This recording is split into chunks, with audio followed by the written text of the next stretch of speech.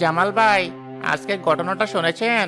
সুরেন মাঝি ভর দুপুরে জঙ্গলের ধার থেকে কাঠ আনতে গিয়ে একেবারে সামনে থেকে দেখেছে। কি দেখেছে কাশেম?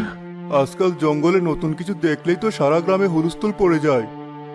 না ভাই, এ নতুন কিছু না, এ সেই পুরনো আতঙ্ক, সেই সাদা বাঘ।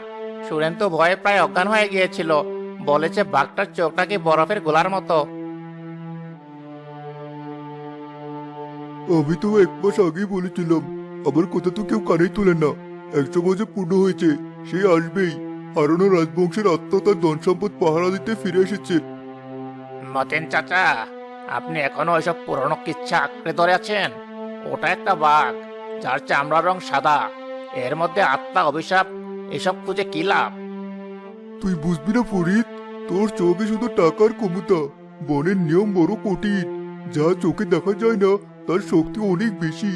আমাদের বাপদাদারা বলতেন ওই বাঘ আসলে এই বনের রক্ষক। শেষ রাজার দেওয়া আমানত রক্ষা করছে সে। আমানত মানে ধনরত্ন, সোনাদানা, হিরে? এই তো আসল কথা। যদি সত্যি তেমন কিছু থাকে, তবে তা খুঁজে বের করাই তো বুদ্ধিমানের কাজ। গ্রামের 10টা মানুষের উপকার হবে। লোভের পথ সবসময় ধ্বংসের দিকে নিয়ে যায় ফরিদ। বন যা নিজের কাছে আগলে রেখেছে তা নিশ্চয় কোনো কারণে রেখেছে। জোর করে তা নিতে গেলে বন তার প্রতিশোধ নেয়। প্রতিশোধ? কিন্তু একটা জানোয়ার নেবে প্রতিশোধ? জামাল ভাই, আপনিও মতিন চাচার মতো ভয় পেতে শুরু করেছেন দেখছি। আমি ওসব ভয় ডর করি না। যদি গুপ্তধন থাকে, আমি তা বের করবই। দেখি কোন বাঘ আমাকে আটকায়। কিন্তু ফরিদ ভাই, যদি মতিন চাচার কথা সত্যি হয়, যদি ওটা কোনো অভিশপ্ত ধন হয়? আরে রাখ তোর অভিশাপ। পেটে ভাত না থাকলে সব অভিশাপ উড়ে যায়। আমি আমার ভাগ্য নিজেই করব। তোমরা যারা আমার সাথে আছো, তারা আমার মতো করেই ভাবো। বাকিরা ভয় পেয়ে ঘরে বসে থাকো। সর্বনাশ করিয়ে আসছে, আমি দেখতে পাচ্ছি। এই লোক পুরো গ্রামকে বিপদে ফেলবে। জামাল, তুই তোর মেয়েটাকে সামনে রাখিস। নীলা আজকাল বড্ড বেশি জঙ্গলের দিকে যায়। আপনি ঠিকই বলেছেন চাচা, আমারও চিন্তা হয়। ওকে হাজার বারণ করলেও শোনে না, বলে বন নাকি ওর বন্ধু। তা ভালোই তো। বনের বন্ধুর তো বনের খবর ভালোই জানার কথা। চলি, আমার কিছু কাজ আছে।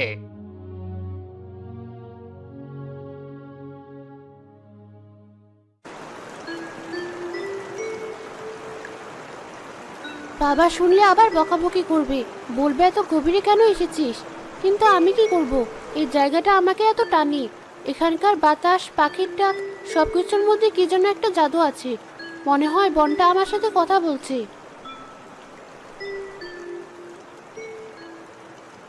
কে ওখানে? ভয় পেও না, আমি তোমার কোনো ক্ষতি করতে আসিনি। আমি শুধু তোমাদের দেখতে এসেছি।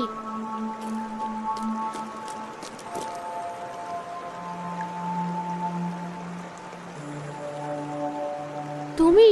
তাহলে গ্রামের সবার কথা সত্যি। কি বিশাল তুমি, আর কি অদ্ভুত সুন্দর তোমার গায়ের রং।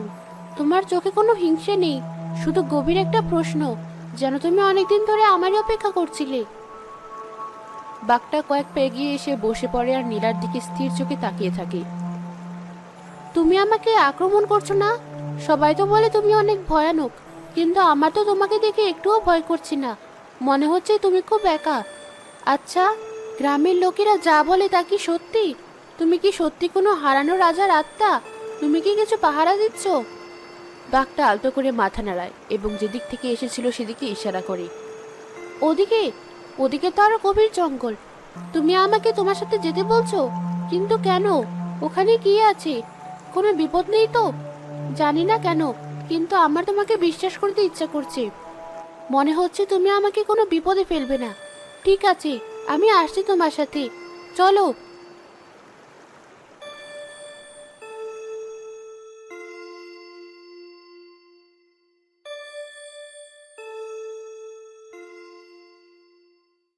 খবর পাকা, জামালের মেয়ে নীলা আজকেও জঙ্গলে গিয়েছিল। আর এবার সে একা ফেরেনি। একা ফেরেনি মানে? ওর সাথে কে ছিল?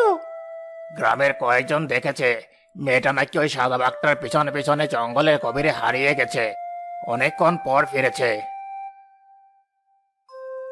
বলেন কি ফরিদ ভাই? তার মানে বাঘটাকে কিছু করেনি? এটা তো সাধারণ বাঘের কাজ নয়। আমার তো মনে হয় মতিন চাচার কথাই সত্যি। ওটা কোনো পাহাড়দার আত্মা।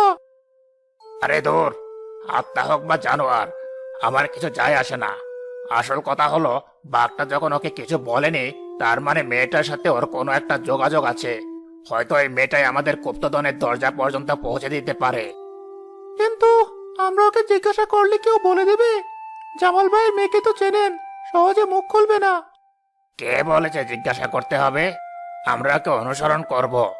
ও যেখানে যাবে আমরাও পিছু পিছু যাব। যখন ও গুপ্তধনের কাছে পৌঁছাবে, তখন আমাদের কাজ শুরু হয়ে যাবে। আর যদি বাঘটা আমাদের আক্রমণ করে? আমরা খালি হাতে যাব নাকি? আগুন, মশাল আর ধারালো অস্ত্র থাকবে সাথে। জানোয়ার আগুনকে ভয় পায়, আর দরকার হলে বাঘটাকেও সরিয়ে দিতে হবে। কাজটা কিন্তু খুব ঝুঁকির, ফরিদ ভাই। ঝুঁকি ছাড়া কি বড় কিছু পাওয়া যায়? একবার ভেবে দেখ, যদি আমরা সফল হই, তাহলে সারা জীবন আর কিছু করতে হবে না। এই গ্রাম ছেড়ে শহরে গিয়ে রাজার মতো থাকবো। কি তোরা রাজি? নাকি সারা জীবন এই জঙ্গলে কাঠ কেটে মরতে চাস? না না, আমি রাজি। আমিও আপনার সাথে আছি ভাই। তাহলে কাল থেকে তৈরি থাক। নীলার উপর কড়া নজর রাখতে হবে, একটা ভুলও যেন না হয়।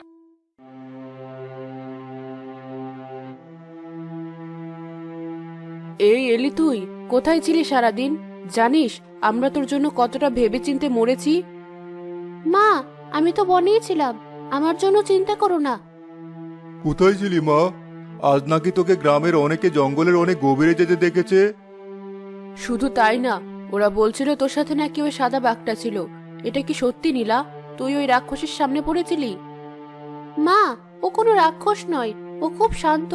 ও আমার কোনো ক্ষতি করেনি, বরং ও আমাকে একটা নতুন পথ দেখিয়েছে। কিসের পথ? কোথায় নিয়ে গিয়েছিল তোকে? একটা পুরনো জায়গায়। মনে হয় অনেক অনেক বছর আগে ওখানে মানুষের বসতি ছিল। চারদিকে পুরনো পাথরের দেয়াল, ভাঙা সিঁড়ি। সর্বনাশ, তুই ওই অভিশপ্ত জায়গায় কেন যাস? যদি কোনো বিপদ হতো, আমি আর তোকে একা জঙ্গলে যেতে দেব না। মা, তুমি বুঝতে পারছো না, ওটা কোনো অভিশপ্ত জায়গা নয়। ওখানে কোনো ভয় নেই। আমার মনে হয় ওখানে আমাদের গ্রামের ইতিহাসের কোনো বড় রহস্য লুকিয়ে আছে। আর ওই বাঘটা কোনো সাধারণ প্রাণী নয়। ও আমাকে কিছু বলতে চায় বাবা। কি বলতে চায়? আমি এখনো পুরোপুরি বুঝিনি, কিন্তু ওর চোখের দিকে তাকালে মনে হয় ও কোনো একটা বড় দায়িত্ব পালন করছে। ও চায় আমি সেই দায়িত্বটা বুঝি। বাবা, তুমি তো বনকে চেনো, তুমি কি আমার কথা বিশ্বাস করছো না? আমি তোকে বিশ্বাস করি মা, কিন্তু আমি গ্রামের মানুষদের ভয় পাই, বিশেষ করে ফরিদকে। আজ ওকে মতিন চাচার সাথে গুপ্তধন নিয়ে কথা বলতে শুনেছি। ওর নজর ভালো না, তুই খুব সাবধানে থাকিস মা। আমি সাবধানে থাকবো বাবা, কিন্তু আমি ওই জায়গার রহস্য না জেনে ছাড়বো না। আমাকে আবার যেতে হবে। না, আমি তোকে যেতে দেব না। আমাকে যেতেই হবে মা। এটা শুধু আমার জন্য নয়, এই পুরো বনের জন্য দরকার।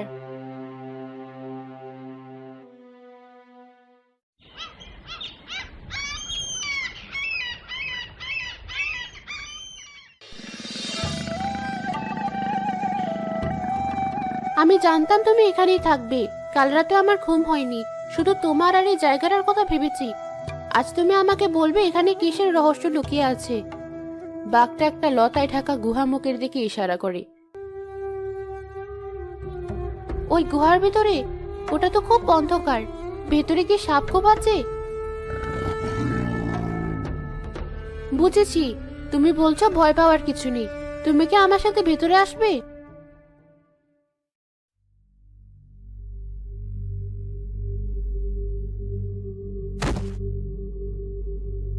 ঠিক আছে, তুমি বাইরে থাকো, আমি একাই যাচ্ছি। আমার উপর বিশ্বাস রাখার জন্য ধন্যবাদ। নীলা একটা শুকনো ডাল জ্বালিয়ে মশাল বানিয়ে সাবধানে গুহার ভেতরে প্রবেশ করে। কি আশ্চর্য, ভেতরটা কি বিশাল! মনে হচ্ছে কেউ যেন পাহাড় খোদাই করে এই ঘর বানিয়েছে। আর এই দেয়ালের গায়ে কত ছবি! এই ছবিগুলোতে তো কোনো রাজা বাদশার লড়াই গল্প নেই।